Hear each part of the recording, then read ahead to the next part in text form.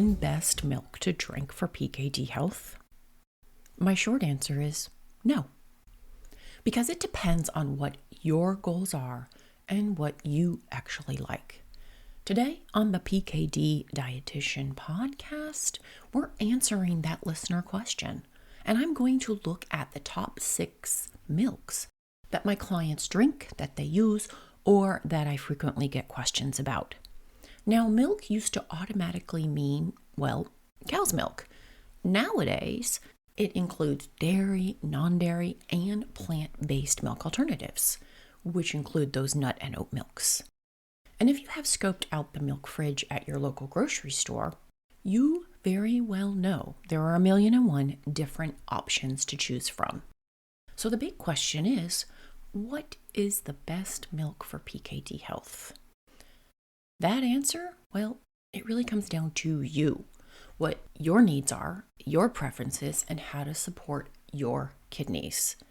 And yes, your kidneys and even your bones can kind of dictate if one type of milk or even if a different brand of milk would be a better option.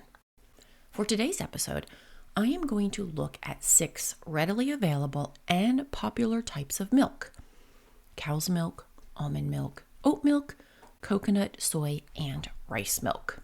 For each, I'm going to highlight what it has more of, what it has less of, and why someone might pick each milk as their milk of choice. And by the way, when I'm talking about milk today, I am really referring to all the different types, not just dairy. So let's get into it. When it comes to picking a milk, there are 3 questions I want you to think about. First and foremost, this is the most important question: what milk do you like? Start there. You can explore if it is helping you, possibly hurting you, or even if it's neutral, because that's always an option too. The next question to ask yourself is, what am I using this milk for or in? Are you straight up drinking it? Are you adding a splash to your coffee? Are you baking with it? Are you mixing up some smoothies with it? Take note of how often and how much milk you actually use. This might factor into what your best option is. I've worked with folks who came to me with food fear around their milk favorite, and come to find out they literally only added a splash to their coffee. And once we zoomed out to the big picture of what their day or what their week looks like, looking at their dietary patterns, that amount of milk was not concerning at all for them. Hold that thought. We'll come back to that in a little. And last but not least, ask yourself, what are my goals or needs? Now, what I mean by this is, when it comes to milk, are you looking for a lower or perhaps higher protein milk? Maybe you're looking for a lower carb option. Maybe you want your milk to be a good source of calcium. Do you need low potassium or phosphorus because of a restriction? Or are you lactose intolerant, possibly have an allergy, or looking for a vegan option? When you are choosing your milk, is there a goal? It's okay if you don't have a goal. Often I find people do. When it comes down to it, the best milk for you and your PKD health is one that you like and that meets your needs. When working with my one-on-one clients, there is a list of, note this, if we are looking at milks and which ones they are using. Here's what we scope out. Sometimes they need less and sometimes they need more. We look at how much protein it has. We look at carbs, calcium, vitamin D, and phosphorus. Those are bone nutrients. Potassium, oxalates, and any added stuff like sugar or additives. So now you know what we're looking at. Let's get into the 6 different types of milk. And all of these examples averages are based on about 1 cup. So that's 8 ounces of fluid and unsweetened versions of that milk. First up is cow's milk.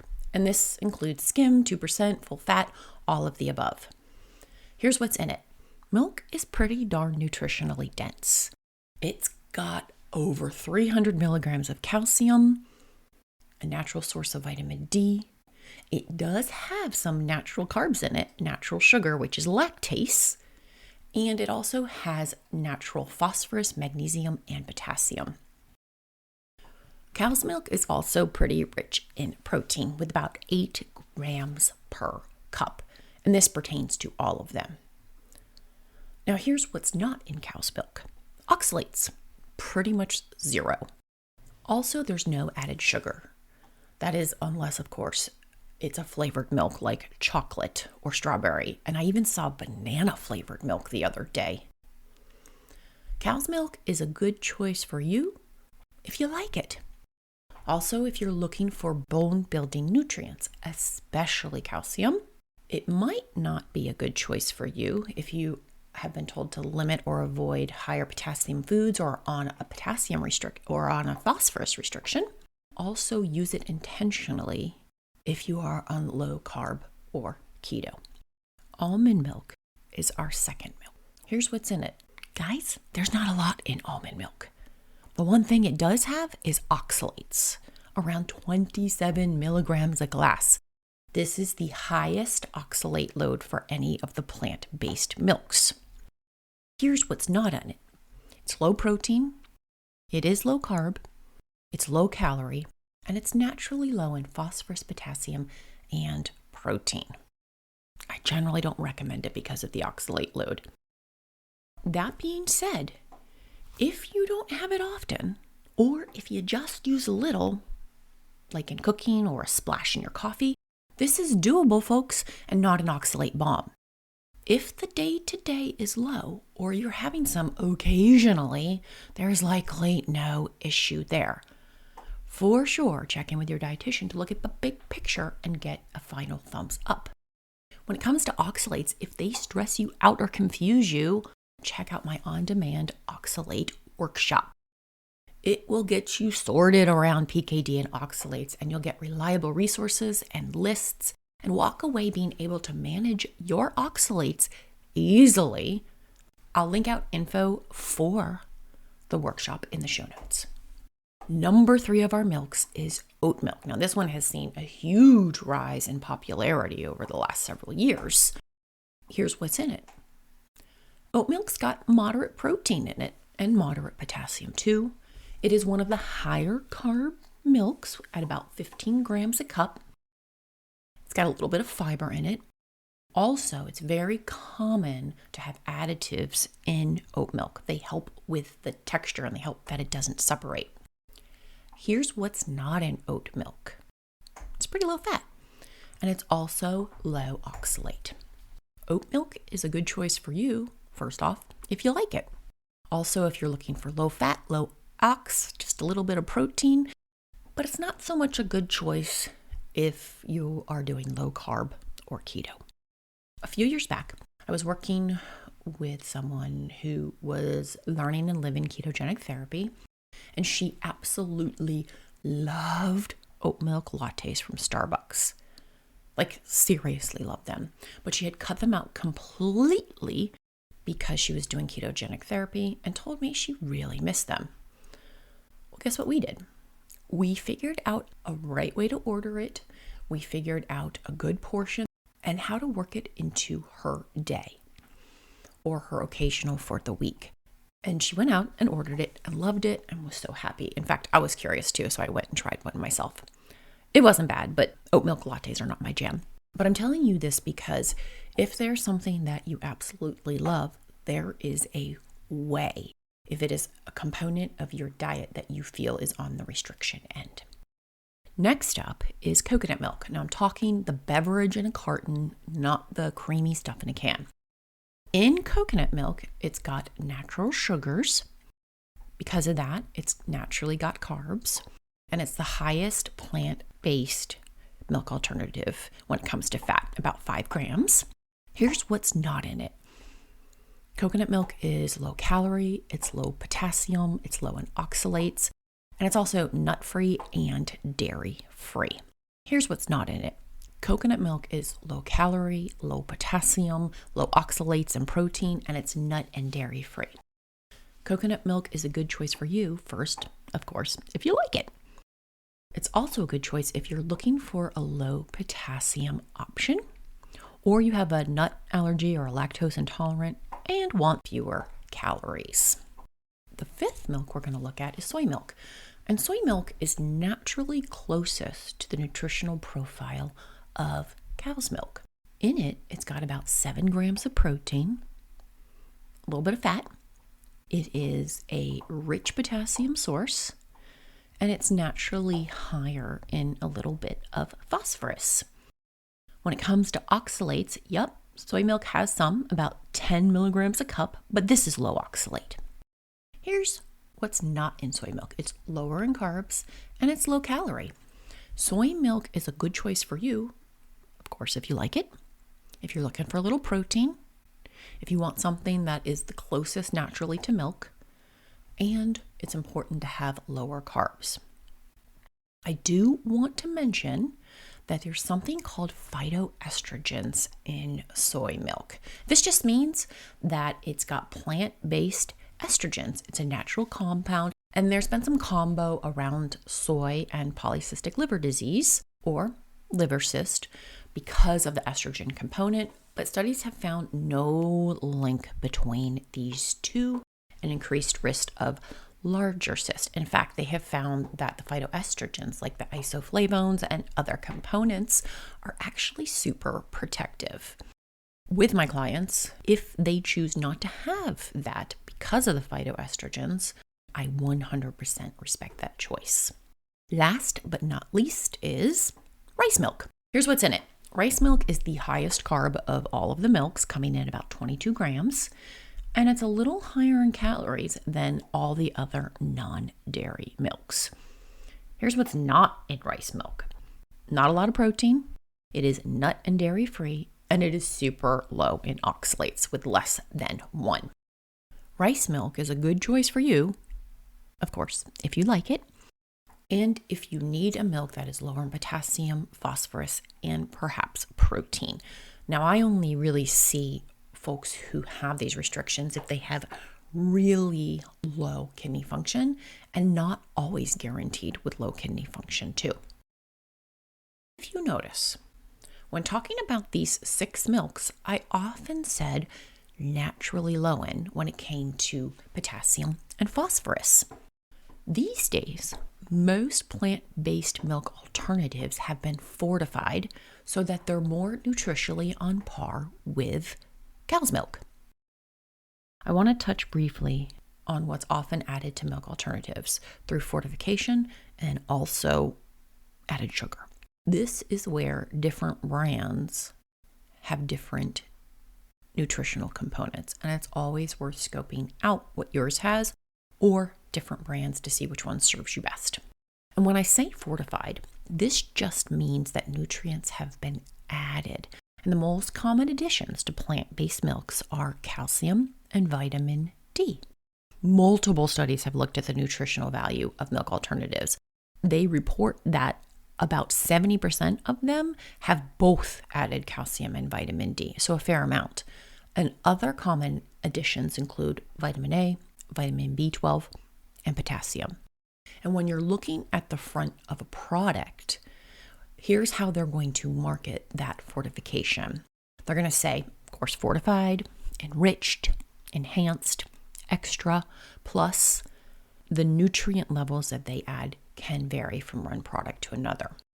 Know this, just because something has been fortified, it doesn't automatically mean it is a better option for you or your PKD health. Other things worth checking on the label are how much sodium it has, if there's added sugar, if phosphorus is in the ingredients list, and also the potassium amount if it's needed for you because of a restriction. I recommend always flipping a product around and checking out the nutrition label and the ingredient list. Marketing and health promotions on the front of a package aren't very well regulated. And I see some fast and free statements and claims made frequently. And this is true for most food with a label at the grocery store, by the way. Like I mentioned, the nutrition overview for the different milks today was based on unsweetened versions of them. So no sugar had been added. Many plant-based milks on the market have a ton of added sugar, especially the flavored options like vanilla or chocolate. Recent data from the US estimates that over 50% of plant-based milks contain added sugar, and the amount of added sugar can be up to as much as 15 grams per serving. Folks, that's like drinking 4 teaspoons of sugar in 1 cup. So make sure to check that yours doesn't have added sugar or that it has as little as possible. And if you aren't sure how to read a label for added sugar, check out episode 52, the one right before this, where I break it down for you in that episode and all about carbs. I'll drop that link in the show notes also. Plant-based milks also frequently have additives. If it says enriched or any of those other words that I mentioned to signal fortified, it's going to generally have additives, and those frequently include phosphorus additives. Other common additives are gums, lecithin, seed oils, so check the ingredients. And these are often added because they help with the texture of milk, and they also help to keep it from separating, keeping it more stable. If you are someone who has low kidney function, so a low GFR, and have been told to limit your phosphorus potassium, you need to know that those are both common additives. Phosphorus as an additive, which I call fake phosphorus, because it's not naturally in the food, gets absorbed at nearly 100%. When you're looking at a nutrition label, you'll see the calcium, the potassium, and the other items listed for the amount. Not phosphorus, though. You gotta check the ingredients. So anything with PHOS, that's phos, in the word means it has that fake additive. If this is you, here's a little tip. Start by looking for the original or the organic versions of the milk that you like. These often have not been fortified and they have fewer additives, if any at all. There you have it. A look at 6 of the most common milks my clients use or I get asked about: cows, almond, soy, oat, coconut, and rice milk, plus a nice little overview of what's in them, what's not, and who they are a good nutritional choice for. Now let's go back to those 3 questions. Think about what kind of milk you like, how much or how frequently, and if there is intention behind your choice, meaning your milk has more of or less of something that you're looking for your health.